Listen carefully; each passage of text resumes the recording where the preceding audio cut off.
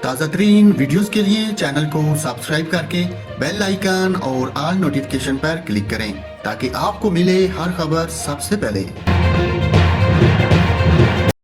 اور ناظرین یہاں پر آپ کو بتاؤں، درندوں نے 87 سالہ معمر خاتون کو بھی نہ بخشا۔ بھارت میں 87 سالہ معمر خاتون سے مبینہ جنسی زیادتی کا واقعہ پیش آیا۔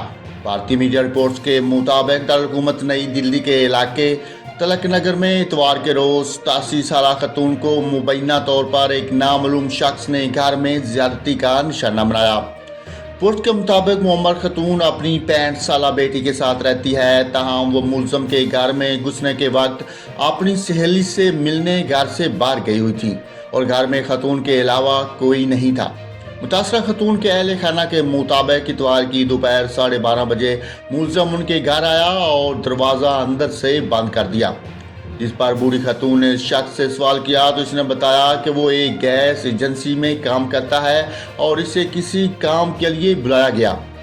بھارتی میڈیا کے مطابق معمر خاتون کو شک ہوا اور انہوں نے چیخنا شروع کر دیا، جس کے بعد ملزم نے انہیں پہلے مارا، پھر اس کے بعد زیادتی کا نشانہ بنایا اور فرار ہوتے وقت گھر میں موجود موبائل فون بھی چوری کر کے ساتھ لے گیا۔